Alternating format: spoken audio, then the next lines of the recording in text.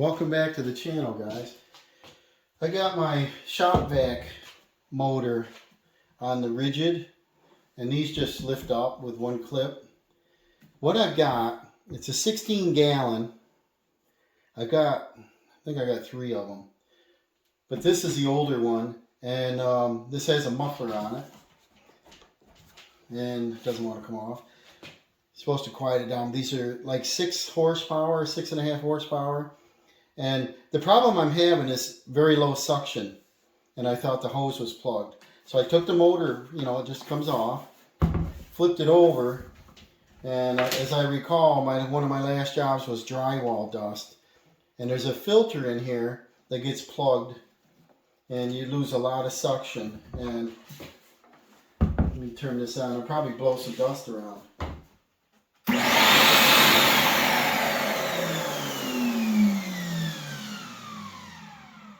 It actually sounds pretty good, but it doesn't have a lot of suction. And I need to have some suction for my next job. Just stay tuned to the next video. I got to install a sump pump.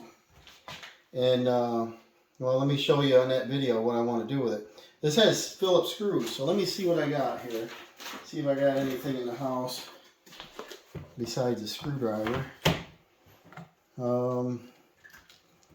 I want to run them out. That's a number 3, number 2 Phillips.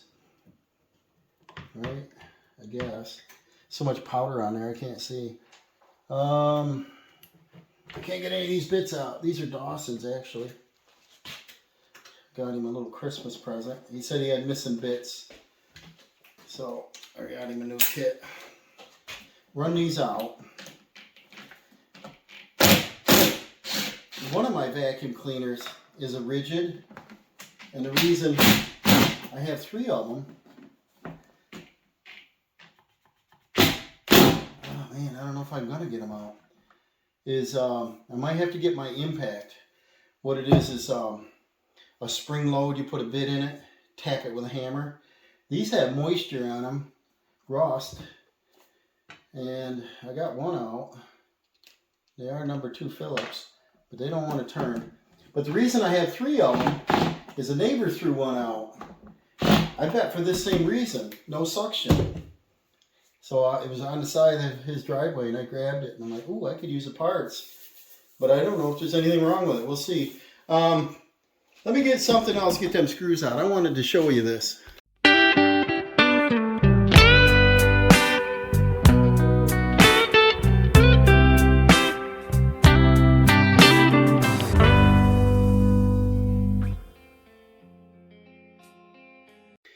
Well, I got my impact, and I tapped on it. I tried a number 2, wouldn't work. I tried a number 3, and it won't work. This is a Mac I've had a long time, but it's spring loaded left and right, and you just set it in there. And then you have the bit in all the way.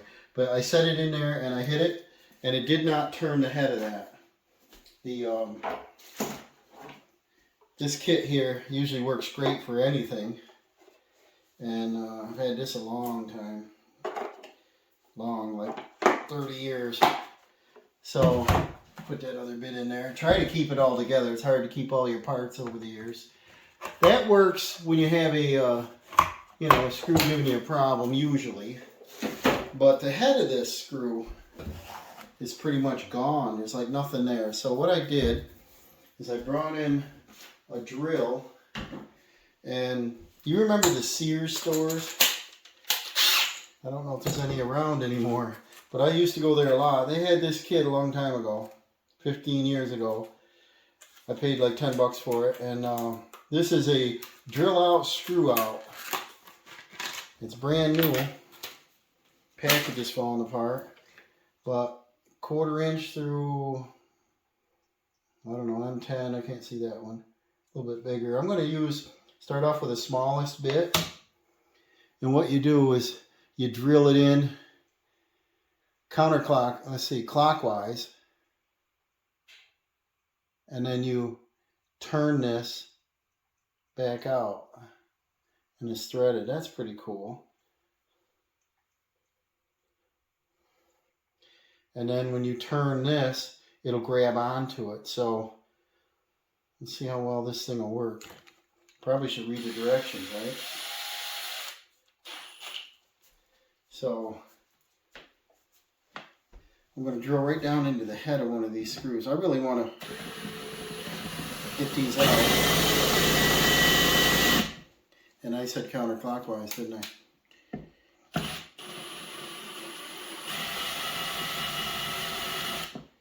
And does it drill? Seems to. Yeah, this is counterclockwise. This will go down in clockwise. Let me check them directions to be sure. Blah, blah, blah, blah, blah. Screw out. Use of the variable speed. Determine the size. Insert the extractor. Set to drill to reverse. Yep, counterclockwise. Place it in the center of the screw and press down, maintaining pressure. Drill counterclockwise, lowest level. The remover will bite into the screw and begin to turn the screw out. Oh, it does it automatically. That's pretty fancy, huh? Well, let's see. Sure.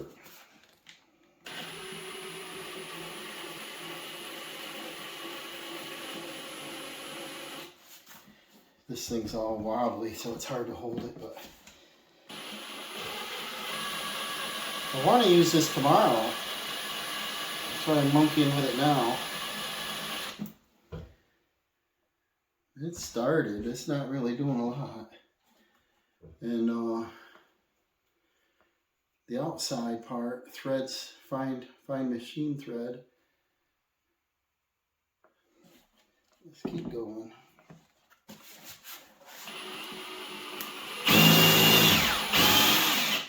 There, it went down in about 1/8, a little heavier than 1/8.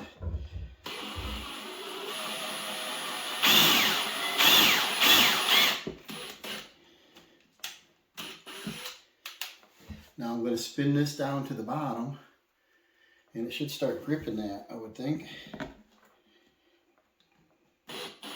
No kidding. Gee, let me zoom in on that, guys. That's kind of amazing. I've had that for probably 15 years and never had a chance to use it. Or I forgot that I had it. Let me zoom in on that. These screws are shot. Look at them. There's rust. Here's one of them. Whoa. And I was able to get that one out. They should have used, you know, a stainless steel screw, but let's see if you can see that. That's pretty cool. I'll show you this bit again. If it'll focus. And then this piece threads on the outside. And the drill bit's here counterclockwise. So I'll put it in reverse. Look at that crap. That got that screw out. That's amazing. So it's an easy out all-in-one. That's slick. That's when there was no head to grip, you know. I brought in a bucket of new screws. Actually miscellaneous. I keep all hardware from doors, install whatever, and I got a whole pile of screws. I want to match these up. So we'll put it in reverse. I don't know if you can see that. Probably not. I'll get back out there a little bit. Watch this one. This is a cool. If you can stay in the center, you know, if you put your object in a vise, would be nice.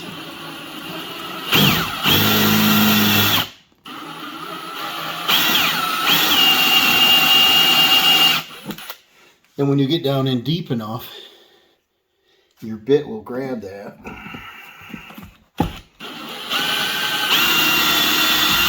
Look at that.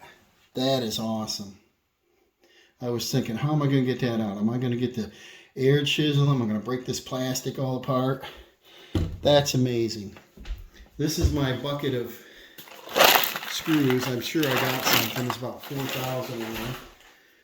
But let's get back to this thing. If we can take this apart, there's your filter. This is nasty. Good thing to do in the house, right? This is all filth on the outside. You don't want it to go down in the motor. So I'm going to probably put this in the sink, and I'll put the strainer basket in and collect all that. But I think this is the reason it's not getting any suction, is the filter is plugged. It can't get any air in, air out. I think that just comes off in there, right? I don't remember. I don't know. I think so. Try not to rip it. This is pretty bad, guys. Look at all that. You can't get any air into that. I think that's our suction problem. I'm going to grab I got a small shop vac in here of Dawson's. It's a battery power. And that might be the best one. Or I've got an upright I can use a hose on. I want to suck all this junk out. And I'll show you what it looks like afterwards. I don't think any air can get into that. So I'm just going to try to clean this up. Look at all that. Holy moly. I might take this whole motor over in the sink, turn it upside down, don't get any in the motor. Use a brush, clean this out. Drywall dust gets in everything, it's so fine. I don't know if I'm going to vacuum this or just dump it in the sink. This all needs to be scrubbed out. I'll clean out all this. Make sure there's nothing stuck in the motor. I had a leaf blower that was a blower vac, and that thing ran out of suction, and it sucked leaves, and it got right down into the impeller here, and the impeller would hardly move. And this is similar design, vacuum. So that's cool. Let me clean this up, and I'll show you what she's gonna look like. This is the before. Let's see what the after is going to look like. Okay, I cleaned them up in the sink, and this is the exhaust, and it has a filter in it, and it was plugged. So if the air can't get out, air can't get in, so always clean the exhaust also. I think this cover probably separates, bending them tabs, but I don't want to break it. So I just pushed it up in, and it's a round one, so push it down in there, and then get it past that cone, and then it should swell up just as soon as it gets turned on. Otherwise I'll reach down in with something and just push that over. I'm not too worried about that right now. Most people don't even use them. Air will come out of here anyway. This is the inside. She's pretty clean. I put this up there and tipped it down so water wouldn't get down in the motor. And then the cover goes on. Clean that out. This was all plugged right up too. And you don't realize how dirty your vacuum gets. I take the inside vacuum apart, the regular vacuum in the house apart a lot, and clean all the filters and the HEPA filter, and I tell you, it makes a big difference on suction. This thing come off, and this was all plugged with junk, lifting it up. And then check this out. Looks brand new. That filter, it was so thick. There's quite a pile of stuff. So that goes on there like that. And these little fingers hold it separated so it doesn't get into the motor. And then this cover goes on. And then I got 3 screws. They're coated like a number 2 square drive. And they're aluminum, so these things won't corrode. Next time they should come out. And they were in my bucket of parts there. Just don't over tighten them, right? And this is the suction side. So now the filter's clean. The motor can pull fresh. This must not be magnetic, something not holding. And I don't know if it's in all the way. Let's see. I don't want to over tighten it. Yeah, it's magnetic. And suction can go in, and then the exhaust has to go out. So now I'll just fix this filter here.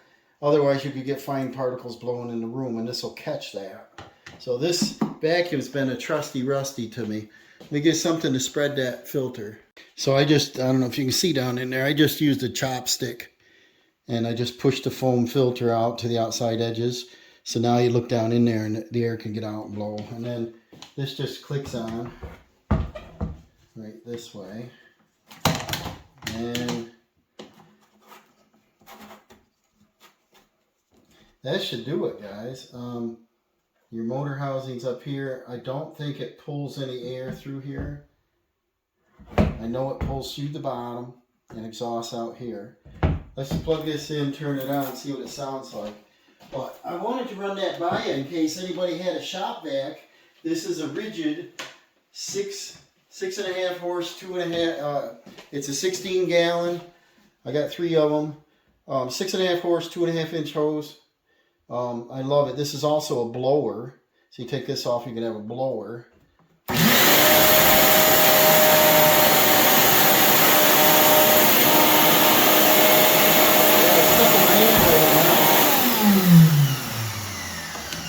And then you can put your end on here and get a leaf blower. Pretty powerful. So what I wanted to show with you on this video was if you got a vacuum that's acting up, doesn't have much power, and a lot of people scrap them, go get a new one. Normally, the filters are plugged, and they're hard to see sometimes, but you can pull that cover off, clean that filter, and then clean all the housings, get the fine debris. It's whenever you do fine dust work, like drywall, joint compound, that kind of thing, when you're sanding and you're like, well, I'll use that to clean up, and it'll plug them filters up. And then this also takes a cartridge filter down in the bottom, and it's a wet dry vac, and the cartridge filters plug up too, and I clean them out, use them several times. They're getting kind of expensive, but hey, I hope you learned something on that. Remember, we need to pick up subscribers. This is a lot of effort a lot of times to put out a couple hundred videos. I think we're up to 250 now, 250 something probably. And just a little kind of hack here. Remember, we use they call it drill out, screw out, all in one, power extractor, damaged screw remover. And like I said, I paid like 10 bucks years ago, never used it. This case will close and everything, but I am going to keep this handy because it looks like it'll work all the way up to like an exhaust bolt. And what I like, the unique about it, is that this part is threaded on the inside. And so you can drill the depth of screw you want and adjust the depth. Drill it counterclockwise, and this will bite and walk it right out. I don't know. That was great. So I'm able to put screws in that I can get back out. So till next time, guys, thank you for watching. We'll see you on the next one.